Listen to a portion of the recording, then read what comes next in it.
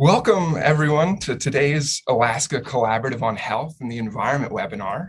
I'm so glad you could all join us today. And our session for this morning or afternoon, for some of you folks, is entitled Protecting Water Quality, Health, and the Environment, Urgent Questions Pertaining to PFAS with Dr. Carla Ng.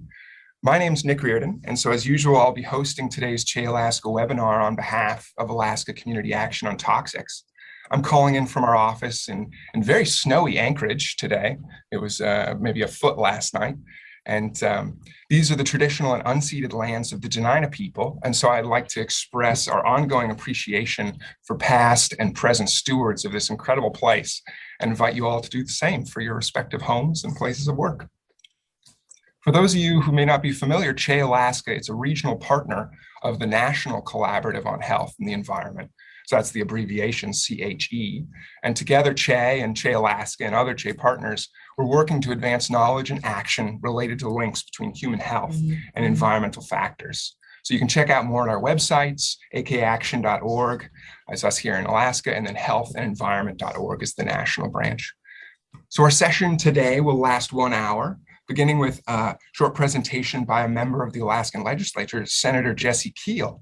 And Keough represents the Southeast Alaskan communities of Juneau, Haines, Skagway, Gustavus, Klukwan, and we're very grateful for his leadership in introducing Senate Bill 171, committed to addressing PFAS contamination in Alaska, and pleased that he's joining us today to discuss the legislation with us. Our second guest will be Dr. Carla Ng, an assistant professor at the University of Pittsburgh, where they lead a laboratory and research team modeling the interactions between existing and new chemicals. So that includes PFAS, but not limited to, but with the interactions with organisms and ecosystems. So you can see where that would be particularly pertinent to us as humans and where we live. But we're also sincerely grateful for Dr. Ng joining us today to talk to us about her and her teams and her colleagues' work and their recent publication addressing urgent questions for PFAS in the 21st century. Just as a little bit of background, I'm saying PFAS. It's an acronym for per and polyfluoroalkyl substances. It's a bit of a mouthful, but it's a large class of chemicals, and we're talking about them today because PFAS are contaminating the drinking water of thousands of Alaskans from the North Slope to Southeast Alaska, and millions of people throughout the country. And PFAS, they're ubiquitous in the global environment, in our air, water, foods, and our bodies. And our scientific understanding of how these chemicals affect health has progressed rapidly. However, policies to protect our environment and health lag behind. So Senate Bill 121 and House Bill 171, these will require greater protections for communities in Alaska, and so preventing and addressing PFAS contamination, including setting enforceable drinking water standards for a number of PFAS, as well as requirements for polluters to pay for safe drinking water and blood tests for people affected by this contamination. And this is urgently needed. So it's critical that the legislature schedule these hearings and pass these bills early in the 2022 legislative session, with necessary amendments to strengthen them. Other states are taking the lead by passing greater protections in water quality standards and addressing PFAS as a class by eliminating PFAS in firefighting foams, foods, packaging, carpets, textiles. So again, this is why we're so grateful to have these guests on to speak to this issue, albeit quite a bit complex. And so I will welcome again Senator Keough, Dr. Ng, and our audience, and especially any policymakers who are able to join us, like Representative Andy Josephson. And so, with that, Senator Keough, I'll pass the metaphorical microphone over to you. Well, I'll click the little microphone on the bottom of the screen, and we'll consider that taking the mic. Thanks so much, Nick, for having me, and thanks to the collaborative for having this session, and all of you for tuning in. My name is Jessie Keough. I have the privilege of representing Senate District Q. It's the northern half of the Southeast Peninsula, the Southeast Panhandle of Alaska by population, not by landmass, a little denser than some of the others. regions of Southeast. This is Tlingit. These are the traditional homelands of the Tlingit people, and I am privileged to represent Kwans from the Taku on the Canadian side and into Alaska, up through the eternal village of Chilkat Kwan and Glacier Bay, which was once the homeland of the Chukanedi before they were removed when we created a park, and many other lands and tribal groups, clans in between. I mean no disrespect by excluding anyone specifically. I'm honored to represent you. The other honor I have is to speak to you on Veterans Day. And I will just take one moment to say to all of you who have put on the uniform, who have committed your lives at some point to service, thank you.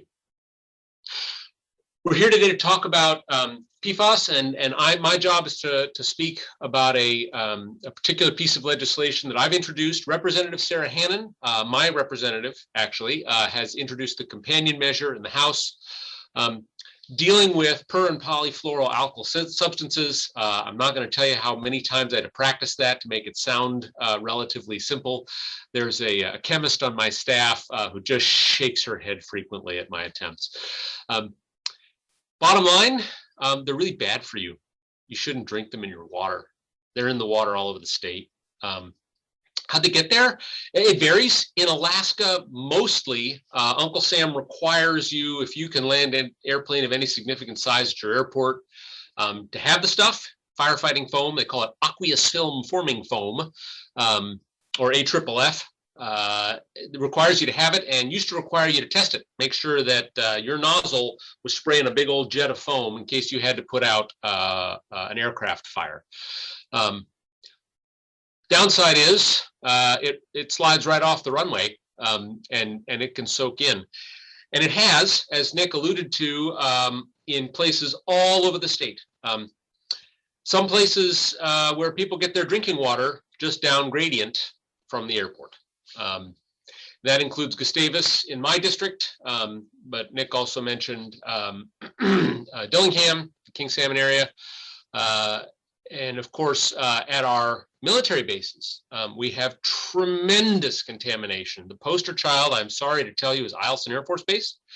The military used PFAS containing foams for a bunch of stuff. We know about the foams at Eielson. I can't tell you how it all got there. The other problem in the Fairbanks area, of course, was the refineries. No surprise, you got a whole lot of flammable hydrocarbons. You want the best possible way to put out a fire. And for a very long time, that was AFFF. We also have some contaminated sites. It will not shock you one little bit to learn along the Trans-Alaska Pipeline System, where they had AFFF, PFAS foams, and they tested them, they practiced with them. And so we've got pump stations where luckily nobody drinks from the groundwater. Nobody taps the well, but there's no question in my mind, as we test more, we're going to find more. We do not know all the places this is in Alaska. The legislature has appropriated some money to test a lot more sites. DEC has not really gotten into that in earnest yet. They will. And we're going to find the scope of this problem boggles the mind. So what's my bill do? Senate Bill 121. Great shocker. There's a politician talking to you. I'm going to ask you for your help. Who would have ever imagined?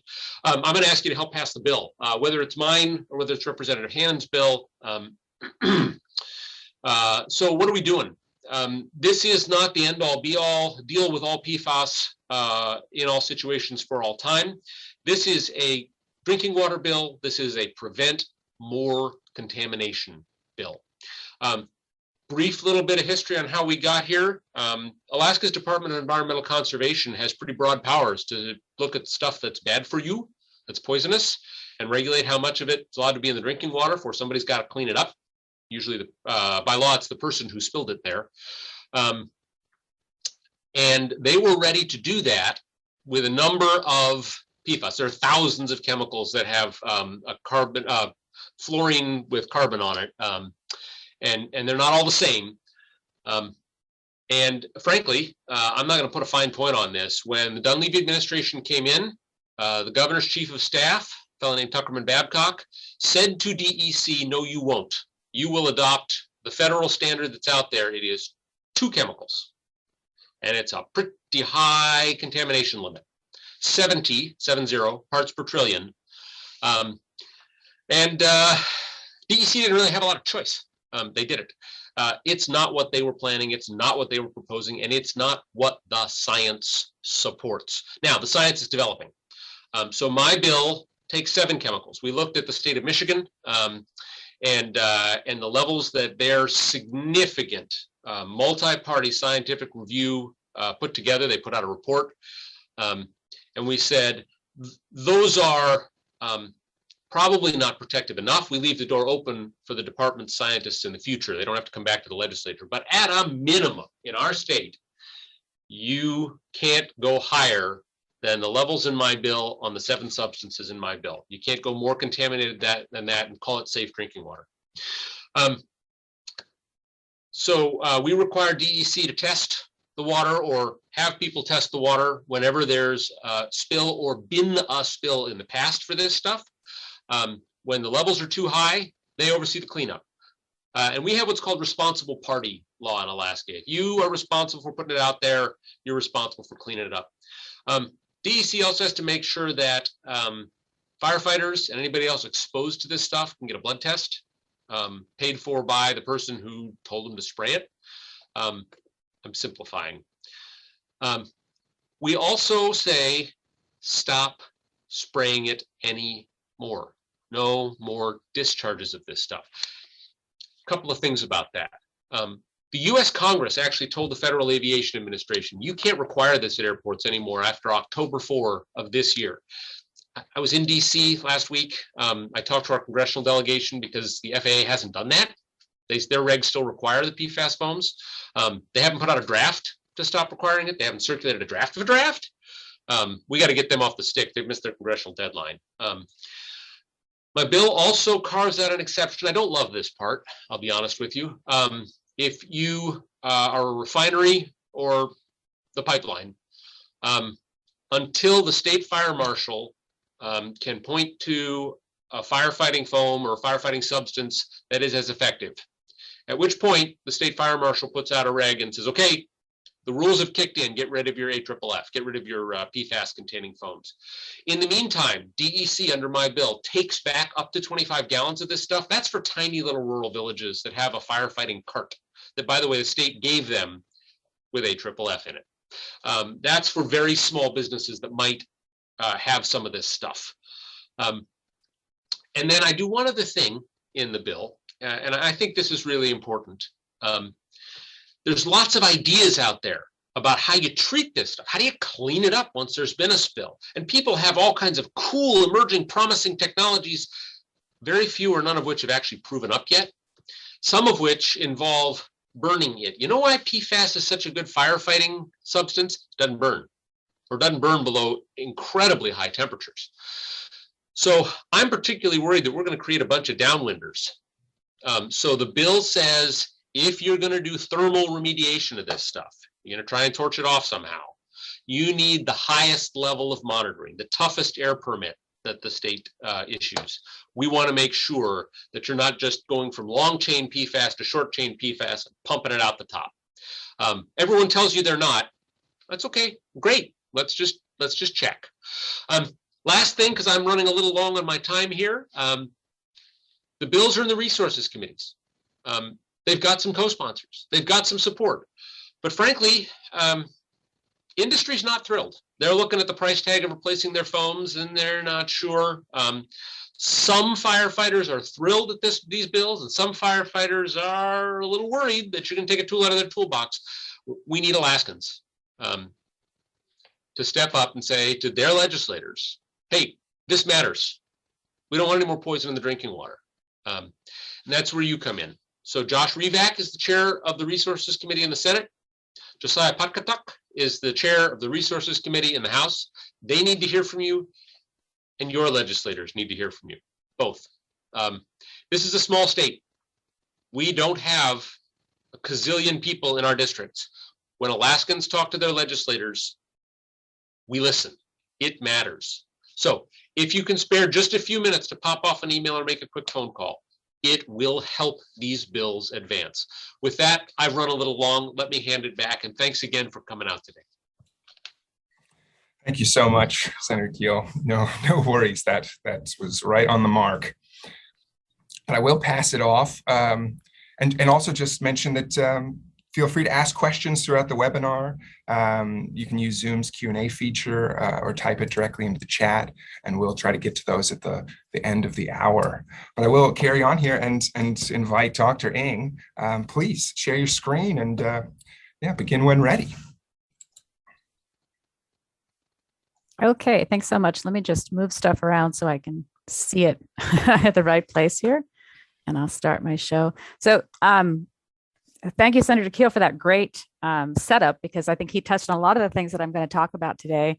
In my work, I kind of deal both with getting into the fiddly details about the science, but also thinking about effective policy and how scientists can help policymakers craft ways to address the PFAS problem more broadly instead of this very chemical by chemical approach we've been taking for so long. But I know that those of you on the call today probably have varying levels of familiarity with PFAS. So I thought I'd start us off with a sort of PFAS 101.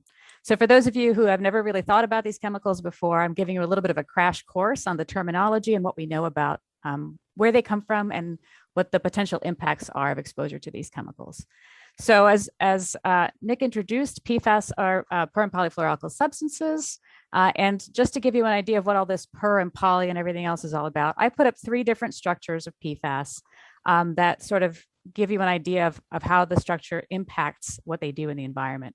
So the first one is a very famous PFAS, PFOS. It's perfluorooctane sulfonate.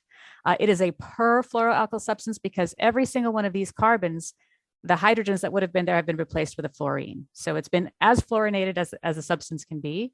And it's a sulfonate because it ends in this sulfur-containing acid group. PFOA is the other very famous PFAS chemical. It is like PFAS, an 8-carbon perfluorinated substance. Again, all of those carbons have fluorines attached to them, except for the last one, which is a carboxylic acid head group. And so because of this, even though they're both 8-carbon substances, PFAS has an extra fluorinated carbon compared to PFOA, and that makes it more bioaccumulative and more toxic.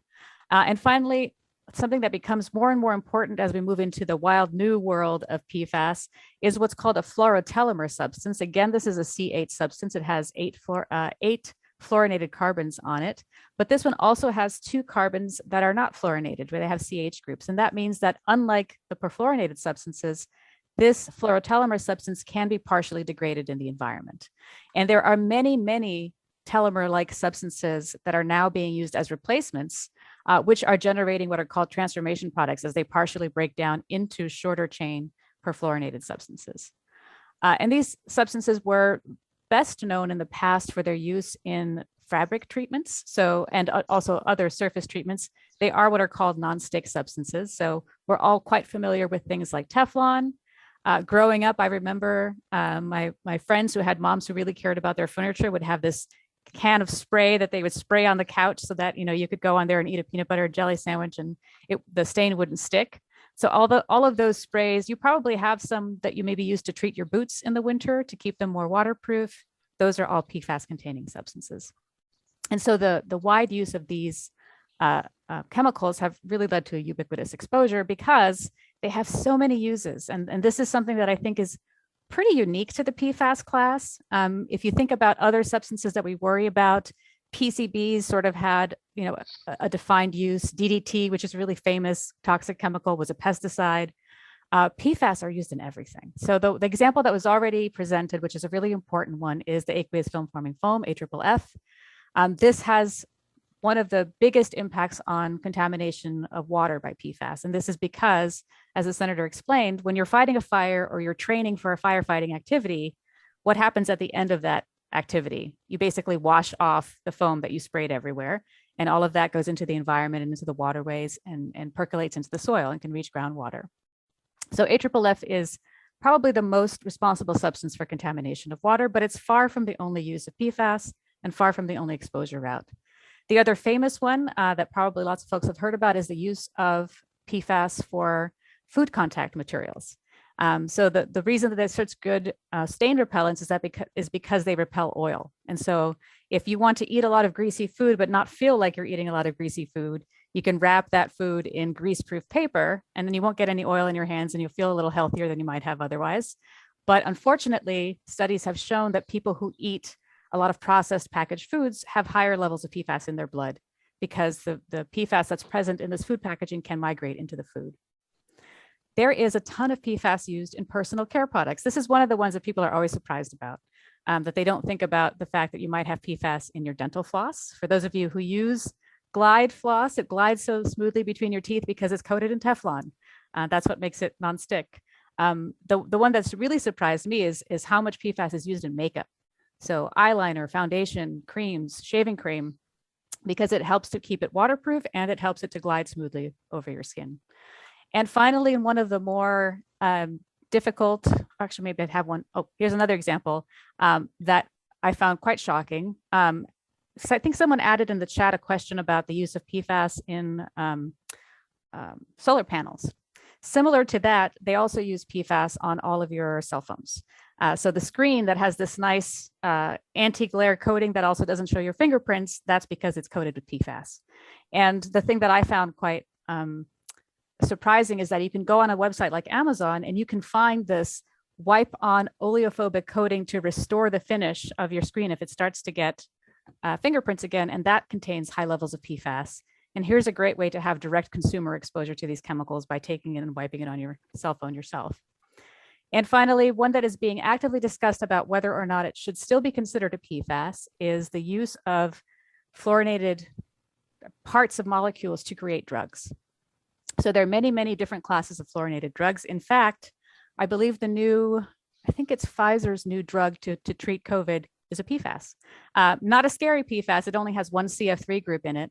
But while we are trying to think about how to regulate these substances, how to monitor the occurrence of these substances in the environment, when scientists go out and measure for PFAS in the environment, part of the signal they're getting is from the use of all of these fluorinated drugs. And so we need to kind of understand all of these different uses in order to understand how to close the mass balance on what's getting into the environment. So for those of you who are not yet familiar with this, I would really recommend going to the Environmental Working Group's PFAS map. I apologize. This is very anti-Alaska for me to cut off the state this way. This is from a different talk. But one of the things that I want to point out here is that all of the states that you see here that don't have very many dots on it are not because they don't contain PFAS. The thing with PFAS is the more you look, the more you're going to find them. And so states that have up to now had a lot of attention paid to PFAS, like Michigan, like New Jersey, like North Carolina, they're just covered in dots because there's been a lot of monitoring done. And what we find is when we have the resources to go out and measure for these chemicals, we're going to find them. And it's not only going to be the well-characterized drinking water contamination, often associated with military sites, but this orange dots where you see just a couple of them starting to show up on the map are other types of PFAS uses in other industries like chrome plating, for example, that are not typically looked for. And so we may not know where they are. And we need to start to make this inventory in order to identify the other potential hotspots. So everywhere we look, we find PFAS. They are everywhere. I showed a picture that looked like this before about how you can use PFAS to put a nice coating on fabrics to keep them from being soiled and keep them water repellent. Here's a similar picture, but much more depressing of droplets. And this is of a study that was recently released to show that we're now finding levels of PFAS in rainwater across the United States. So they're so ubiquitous that now, even if you don't live in an area that has a lot of PFAS contamination, you might be having PFAS coming down onto your community through rainwater. It's found in the most remote areas. So this is a study that looked at PFAS in the Arctic and found not just the legacy PFAS, but found some of the new emerging PFAS like GenX, which is a replacement for PFOA, starting to be detected in even really remote environments. And of course, in the blood of pretty much anybody whose blood is measured, you can find PFAS. And once it gets in your blood, it doesn't just stay there. One of the scary things that we know about PFAS is that it's very bioavailable. It's taken up by organisms. And once it's inside the body, it travels everywhere, even places where a lot of chemicals can't go. So there are many studies in both wildlife and humans that now show that PFAS can get into your brain and cross that blood-brain barrier that's supposed to be a way to protect us from toxic chemicals. So we know that PFAS are readily taken up. They're detected in plants, wildlife, and humans, even in the most remote environments. There are studies that show that the shorter chain PFAS are very available in plants. And therefore, if you use contaminated, for example, sludge as an agricultural amendment to soil, you will have PFAS entering the food chain through that route. In different organisms, PFAS are difficult to trace because they really depend on the diet of the species. It depends on the particular physiology of different organisms. And so a lot of the work in our laboratory is used to try to understand what are the differences across different wildlife species of PFAS uptake and toxicology so that we can help with ecosystem and wildlife protection. And finally, if you're looking at humans, we are not just exposed to PFAS through drinking water, but also through our skin, indoor air, house dust, dietary uptake. And depending on how you take up PFAS, the types of PFAS you're taking up will change. So the distribution of PFAS that you are exposed to through different routes is different. And all of that leads to the complex mixture you can then detect in people's blood. So I've already alluded a little bit to this, but I think it's important to know that drinking water is a really important uptake route for PFAS if you happen to live in a community that is near a site that has contaminated drinking water. So if you live near a military site, near an airport, near a fluorochemical facility, then it's likely that your biggest exposure route is through drinking water. But that's not true for the majority of Americans. So if you don't live near a contaminated site, you're actually getting most of your PFAS exposure through food. And that's through food that has been in contact with PFAS containing food contact material. But it's also because, for example, the fish that you're eating was raised in an environment where the water had PFAS in it and it accumulated through the food web. And there's also really important sources that are only now starting to be disentangled in the indoor environment, like carpeting that used to contain pretty high levels of PFAS. Those are being phased out now, but people don't change carpets in their homes every 2 years, right? And so they could be a source that's around for a while. Personal care products, as I mentioned earlier, and a lot of cleaning products also contain PFAS. And I think it's important to acknowledge these other exposure routes because a lot of the attention right now is being paid on how do we protect our water, and we need to not lose sight of all the other things we need to protect from PFAS contamination as well. All right, so having said all these things about how we're all exposed to PFAS, let's make the topic a little bit scarier now and talk about what the health concerns are. So one of the issues that's already been brought up is that most of the toxicological information we have is for a very few PFAS, so PFOA, PFAS, and a few other of these long chain substances. But even so, just for these few substances that have been studied, those few PFAS have many different impacts. This is another way that PFAS are kind of special. This figure is from a review paper led by Sue Fenton out of the National Institute of Environmental Health Sciences that tried to catalog all the different health effects that have been tied to PFAS exposure. And just to give you an idea how to navigate this figure, everything that has a solid line attached to it are effects that are known with high certainty. This means that there have been epidemiological studies of communities, and there's an agreement with also laboratory-based animal studies that these effects occur. The ones that have dotted lines are things where there's lower certainty, and there might have been, for example, some studies say yes, some studies say no, or the levels are different. But the astounding thing is just the wide variety of toxicological effects that PFAS can have, from cancer to thyroid disease to impacts on your liver, increased cholesterol levels, lower birth weight. And one of the ones we've talked about a lot in this pandemic environment we're all living in is that PFAS can cause immune toxicity and lead to reduced immune responses, particularly in children, reduced response to vaccines. So based on epidemiological and animal model studies, most of these have been done for PFOA, PFAS, and some emerging chemicals like GenX. The other important thing to acknowledge is that for these long chain PFAS, even though they are being phased out, so PFOA and PFAS are no longer used in products in the US or Europe, they are still in our blood because they have very, very long biological half-lives. So this is a plot for the half-life in years in populations of the 6-carbon fluorinated, 6-carbon sulfonate, PFAS and PFOA. And so the way you read this is where you see the peak is more or less for most of the population what the half-life in their body is. So PFOA, you can see, has a half-life between 3 and 6 years. PFAS, it's pretty broad as well. Sorry, this is PFHXS. I always say that wrong. PFHXS has a half-life between 5 and 6 years, PFAS between 2 and 4 years, and PFOA around 2 to 3 years. So even when we get rid of these chemicals, it's going to take a long time for the levels to decline. And this makes them really challenging as a remediation problem because of the time lag associated with any action that you take, which makes it even more urgent to take action as quickly as possible. And epidemiology itself is really challenging because it's not a controlled experiment. We're not allowed, and nor should we be allowed to experiment on humans to figure out exactly what's happening. This is an unauthorized experiment that's sort of been put on all of us to see what are the effects of exposure to these chemicals. Populations have a lot of natural variability. So it's really difficult sometimes if someone is in a contaminated community, they want to know, I've been exposed to this chemical, I've developed cancer, is that why? That is such a heartbreaking question, but it's really difficult for science to answer directly because we're co-exposed to so many other chemicals. And people may have other reasons for being vulnerable to a particular condition. And this is why it's important to get as much data as possible, because the more data we have for more people, the stronger our case is, and the more we can use statistics to pull out real relationships between exposure and effect. And so this is why many of the actions that are being proposed, so new legislation, has to include in it funding for more epidemiological studies. It's really critical. Another reason this is so critical is because of what I call the iceberg problem. The PFAS that we know about are only the tip of the iceberg. There are estimates that indicate that there could be on the order of up to 9,000 different PFAS. These are not all the ones that are actively being used. The EPA thinks it's probably in the hundreds.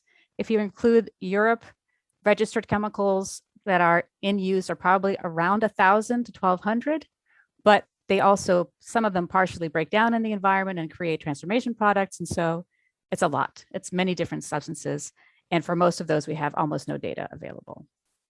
And this is a problem because we are being exposed to the things that we don't know anything about. So on this graph, in the blue and the pink are, this is blood that was taken from different populations in cities in China, where the PFAS problem is also really big because we've offshored a lot of that contamination. And what they found was that the proportion that we actually can identify is not that large compared to the entire proportion of what people are exposed to. So all of these black bars are substances in their blood that are organofluorine substances, but that are not any of the known ones that were measured for. So people are being exposed to PFAS where we don't really know what the structures are and what their health risks might be. And so we would want to know which PFAS have which health effects, how we can evaluate health risks from these combined exposures, and how in the world are we going to prioritize how we marshal our limited resources to address the problem. One thing I wanted to point out about the recent reference dose for GenX, one of these new emerging PFAS that was just released by the EPA, they have released a new chronic reference dose, which is sort of the dose above which you don't want to have exposure, right? So anything below this, you're probably okay. Above that, they would expect to start seeing effects. It's 3 times 10 to the -6 milligrams per kilogram per day. That is a really small number, and it's about 10 times lower than the reference doses that the EPA had previously published for PFOA and PFAS. So we talk about how the science is always evolving. It usually is evolving in one direction, and it's in the direction of these chemicals are more toxic than we thought, not less. And so it's quite possible that PFOA and PFAS reference doses will be updated as well as more information comes in. And a lot of this is due to observations of pretty high liver toxicity of these new chemicals.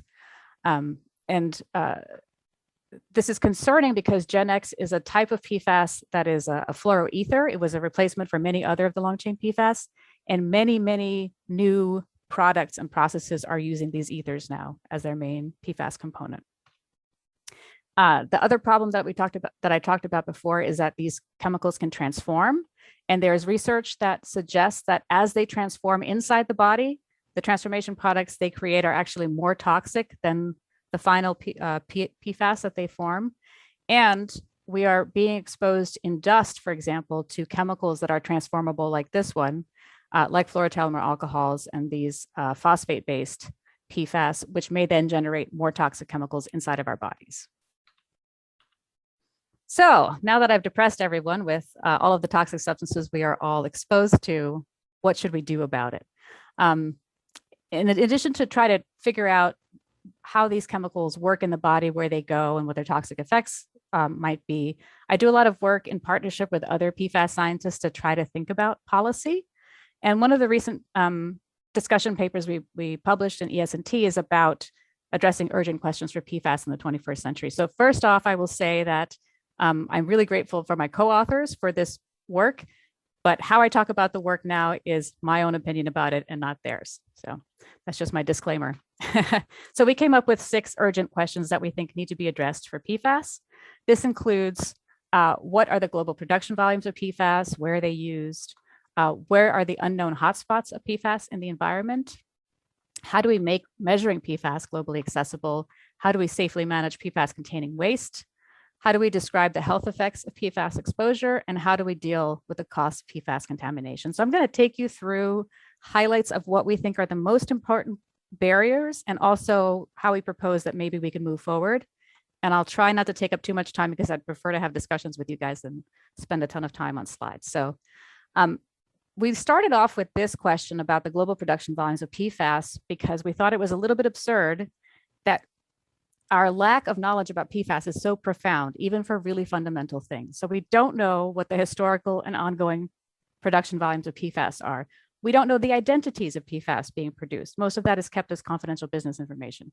We don't know which products or processes contain PFAS. So even if you are, say, for example, you manufacture shoes and you want to provide your customer with PFAS-free shoes and say, we also don't believe in using PFAS, so we want to provide you with a PFAS-free product. Many manufacturers can't do that because they don't have the transparency up in their own supply chain to be able to say, we know where the PFAS are coming from and in what quantity. So without this information, we can't protect people from exposure. As I mentioned, there's a lot of information that is kept confidential. Newer uses of PFAS are poorly documented by researchers and industrial chemists. And CBI claims will allow companies to protect their formulations, which means there's almost no public information about the identity and quantity of specific chemical structures present in a substance, formulation, or product. And scientists like me can't do anything if we don't know what the chemical structure is, right? That's the basis for all of our understanding of these chemicals. So for this really fundamental question, we need more transparency. We need industry to give governments and consumers, as well as retailers in the supply chain, more information about what PFAS are in the products. And we need to end CBI claims that keep chemical identities specifically secret. Also, greater coordination across research networks. All the people who, like me, are trying to figure out how these substances work will help to build our knowledge base. And I think all of that needs to be open and documented and have it out there for every researcher to use. In terms of hotspots in the environment, as I mentioned with the map, we know a few types of sites that are well known, like airports and military sites, but there are many more that are poorly documented, and especially for small releases.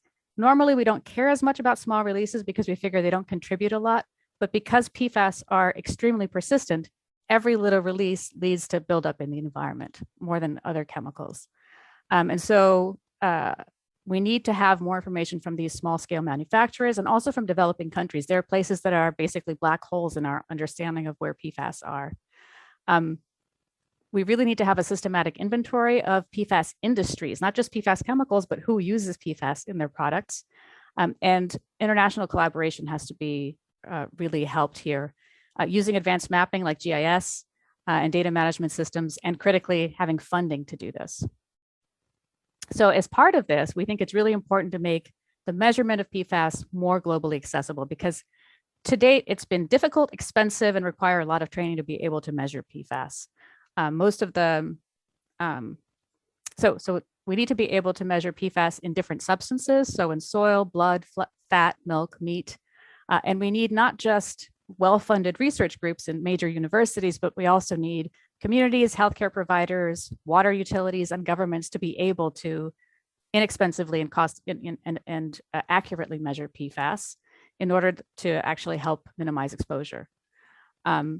And as I mentioned, most of the methods that we have right now are really expensive and require facilities, infrastructure, reliable gas and electricity, which you don't have in every community, water supplies, and lots of training. So we think that a lot of research effort should go into developing fast and reliable screening methods. There are some already in the works, like total organic fluorine, extractable organic fluorine, sensors. There's a lot of work going on to try to get PFAS sensors. A really critical piece, we think, is capacity building. So having better training, facilities, and equipment made available, especially for scientists from poorly resourced areas, to make this more equitable. Something that was already mentioned is the issue of PFAS-containing waste and incineration, for example. The presence of PFAS in products really hinders efforts to recycle and to manage our wastes responsibly. So as we are phasing these PFAS out, what are we going to do with all that AFFF or everything else that we're no longer going to be allowing to be used? If you don't know which PFAS are present and in what quantities, you don't know how to safely handle your waste. So that's a major issue. And incineration done improperly, as was mentioned, can lead to emissions of PFAS to air. So we think the most effective means to curtail PFAS waste is to stop using PFAS, right? So if you're not generating more PFAS, you're not going to generate more PFAS waste. For the waste that are already present, the production and disposal has to be carefully controlled to reach as much as possible zero emissions. Legacy contamination may then require confined disposal facilities, basically how we deal with hazardous waste, until we can prove that incineration actually doesn't lead to greater contamination. One of the things that I work in most closely with my work is understanding the health effects of PFAS exposure. And the key problem here is to be able to link measured exposures to current or anticipated health effects, because that's important for court cases. It's important for people to plan their healthcare. It's important for communities to plan their healthcare facilities. And this is really difficult because PFAS exposures are complex, and always it's to mixtures, not to single chemicals. And for many PFAS, we have no information on their toxicity. So here we really need funding for large-scale, long-term epidemiological studies. We need to look at more matrices, not just blood. And we need to be able to capture a wider array of PFAS and link to high throughput methods like in vitro and in silico studies. And then I think the place to end talking about urgent questions, because this is always the most urgent for everyone, is who's going to pay for all of this, right? Who pays for the cost of impacts of PFAS contamination? In the US, it's been estimated that as many as 80 million residents are receiving water contaminated with PFAS that exceed even the high health guidelines that have been set so far. And the costs of remediation are likely to be passed down from utilities to consumers through their water bills. I live in a city that has lead issues with the water. Our water bills are already sky high. I don't think we can afford to have them go any higher. And the health-related costs, for example, that have been estimated in Europe is 54 to 82 billion euros per year. Think about that, especially when you think about how persistent PFAS are. So we need to find a way to have the polluter pay, go back to the polluter pays principle. With PFAS, this is difficult because who do you define as the polluter? Is it the person who manufactured the PFAS in the first place? Is it the person who put it in their product? Is it the person who used the product irresponsibly and wound up having it released to the environment? So disentangling that is not going to be easy to do. But it's really clear with PFAS that it's absurd to continue treating environmental contamination as an externality. So we have to find a way to make polluter pays work using existing mechanisms and new mechanisms. And really importantly, we need to stop offshoring pollution. And I mean this in the sense of really offshoring, like sending our manufacturing facilities to China where they have more lax rules on pollution, but also on communities here to have waste treatment facilities and production industrial facilities placed in poorer resourced areas. PFAS are going to be with us a really long time. So as the senator already mentioned, there's a lot of smart scientists trying to figure out ways to destroy PFAS with lasers and all sorts of sophisticated means.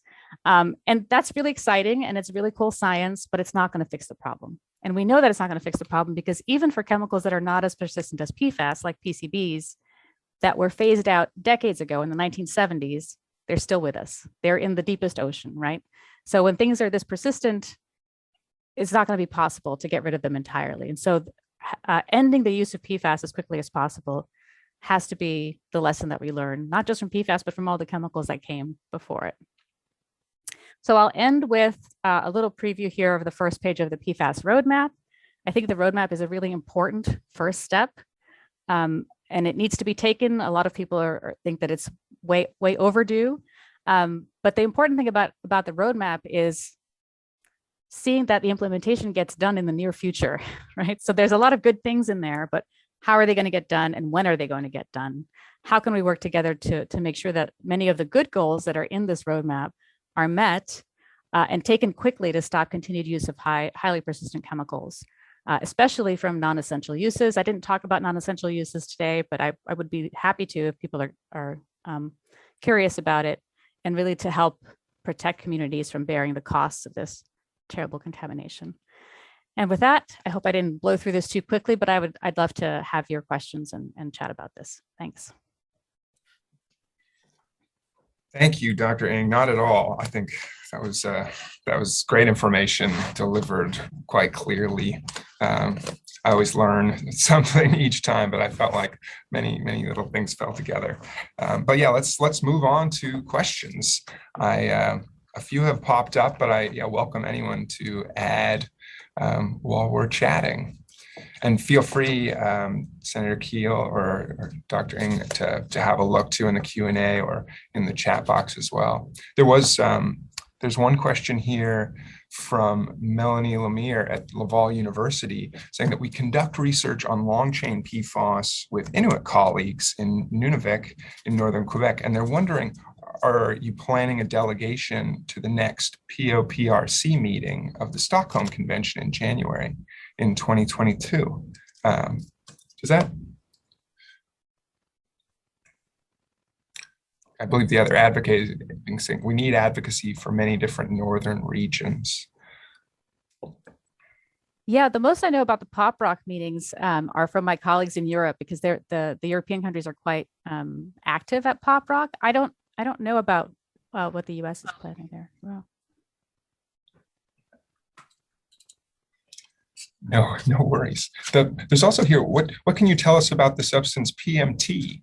They're wondering, is it persistent, mobile, and toxic for the environment? This is from Paula Shira. Yeah, that's a great question. So one of the things about PFAS is in the past, substances had to be considered PBT in order to be effectively regulated, right? Persistent, bioaccumulative, and toxic. And not all PFAS are bioaccumulative. The short chain ones are not bioaccumulative. GenX, for example, is not bioaccumulative, but it is still very mobile because many of these substances are very water soluble. And because of their persistence and their mobility, they get really far. And as we're finding out, they're toxic. And so there is a lot of discussion. I think Europe has already included this in their REACH regulation, that PMT could be considered as another means to regulate these chemicals. And PMT applies to most PFAS that PBT would not. Yeah. Thank you. There's another question popped in here. Is it too early to know if women and babies can be more affected by PFAS?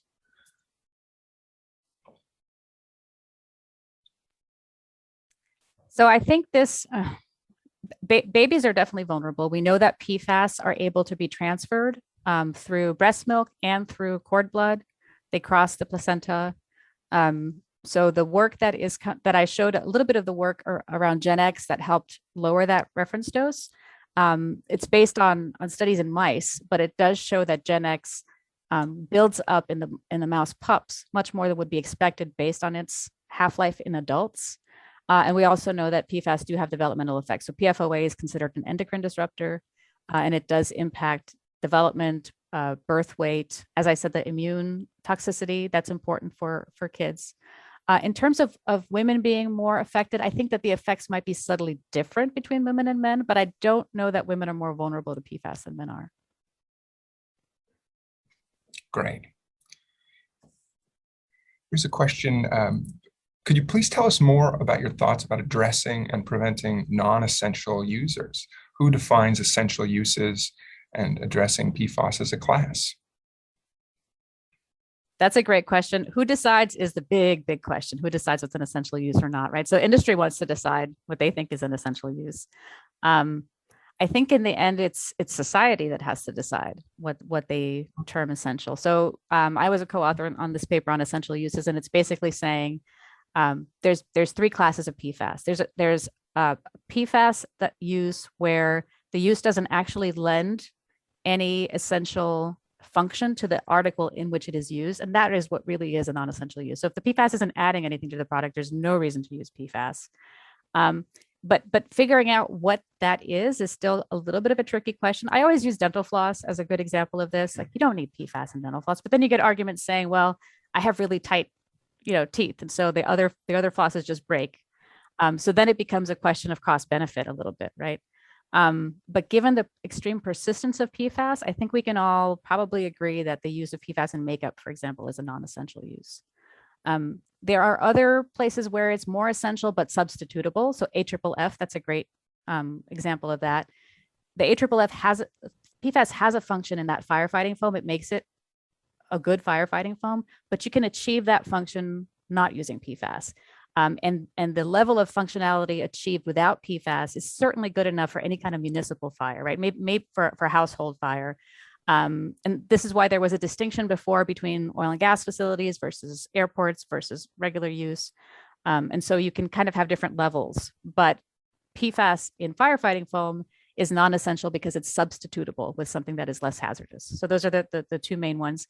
And then the ones that are essential that we don't currently have a replacement for would be something like PFAS that are used in some implants, medical devices, where for the moment we'll keep using it because there isn't a better solution, but that's where then research and development has to go into finding better, less hazardous substances.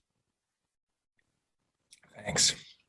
Yeah, that makes sense. So, Senator Keough, I know you have to run to another appointment at 10 o'clock. I was just wondering if you had any final remarks before having to take off. No worries if not, but just an opportunity to chime in too. Well, I appreciate that. On the firefighting foams, there's a lot of research that's being done. University of Texas is actually doing a lot of that firefighting foam development stuff. And the reason I think what Dr. Ng said is really spot on. You don't need PFAS containing AFFF for almost any fire. The only thing that really there's any question mark about is hydrocarbons, and we're to the point now where across much of Europe,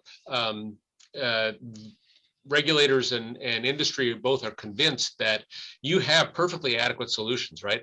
In London Heathrow Airport, Frankfurt Airport, move a lot more jets than even Anchorage International. And they don't use they don't allow PFAS containing firefighting foams there.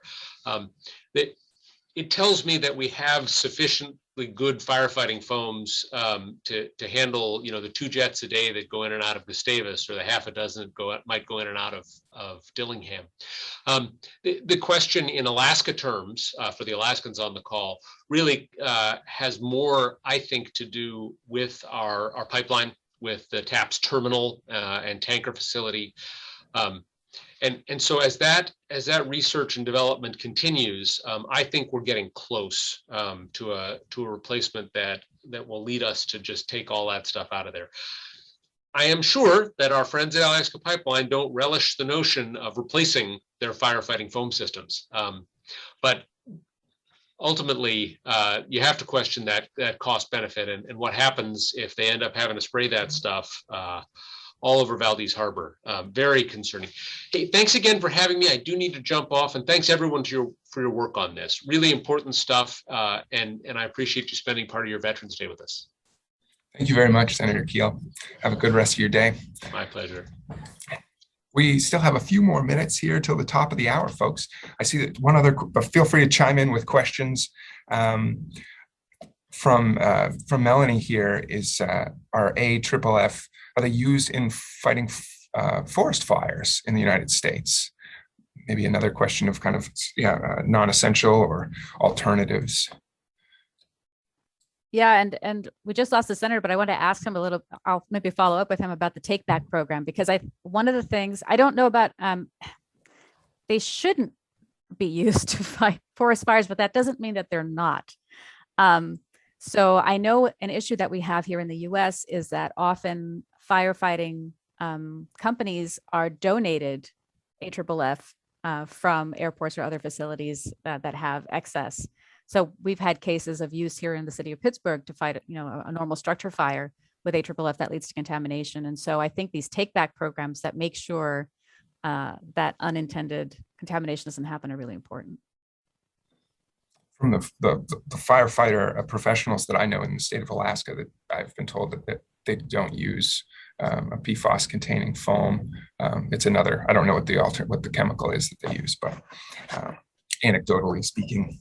But yeah, thank you for that, Dr. Ng. We're getting a lot of folks appreciating and the presentations and the input.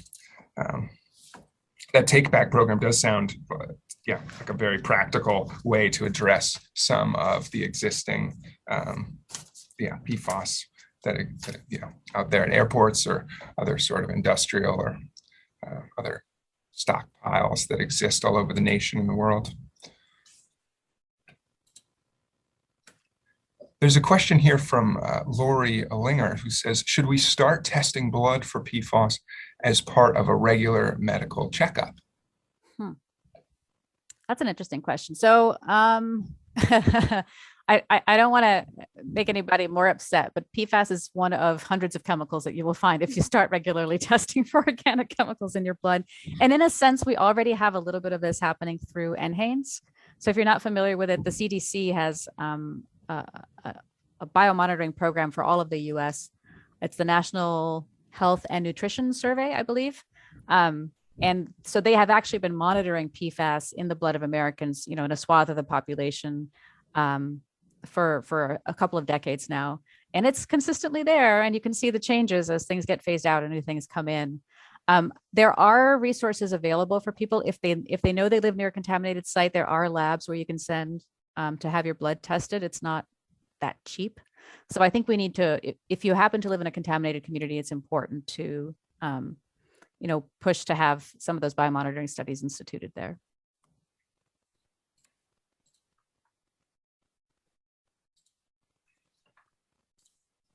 Well, Dr. Ng, I'm really appreciating your presentation and the distinctions being made between different types of PFAS and their risk, the different sources of exposure, the distillation of the problems and solutions on a local and national and global level is really, I think, helps frame this issue. I'm wondering do you have any final remarks for the audience with the little bit of time we have remaining? Yeah, I think I will say, people don't like to go to lunch with me because they get depressed and they don't know what's safe to eat. But but I will say that there's a lot of action happening right now for PFAS, and I find that helpful. And I think that people are starting to understand the problem with persistent chemicals. I hope that sticks with us and that we do something about it. And even if sometimes regulatory action is a bit slow, consumers do have power. There are many, more and more PFAS-free products out there. I don't think people should have to be chemists to tell what's in my product and be able to read all the labels, but at least to demand that the things that are in their food and their makeup is safe. I think that will help turn things in the right direction. Thank you so much. Before we say farewell, again, I want to thank everyone for joining us today, our speakers and our audience. And as a call to action, if you would like to join with us to protect our environment and our health, and in our work to achieve the passage of SB 171 and House Bill 121, please contact us at Alaska Community Action on Toxics at our office here. That's 907-222-7714. You can also email our civic engagement coordinator directly. That's courtney.o@akaction.org. And I'll provide that information as well as an updated list of resources in the email that I send out tomorrow. So as a quick update for the next CHE Alaska webinar, we're scheduled for December 16th at 9 a.m. Alaska time, and we'll be joined by Dr. Linda Birnbaum, the former director of the National Institute for Environmental Health. And we'll be continuing our discussion of PFAS and the risk of this class of chemicals and what it poses to Alaskans and recommendations for regulation and mitigation leading up to our legislative session beginning in January of 2022. So lastly, please, if you can donate to support CHE Alaska webinars and ACAT's other efforts, you can give online at our website, akaction.org. And any additional questions or comments, feel free to reach out to us by phone or directly to my email. Again, the number is 907-222-7714. And my email, just reply when I send it out to you guys. Bye for now, and wishing you a lovely rest of your day.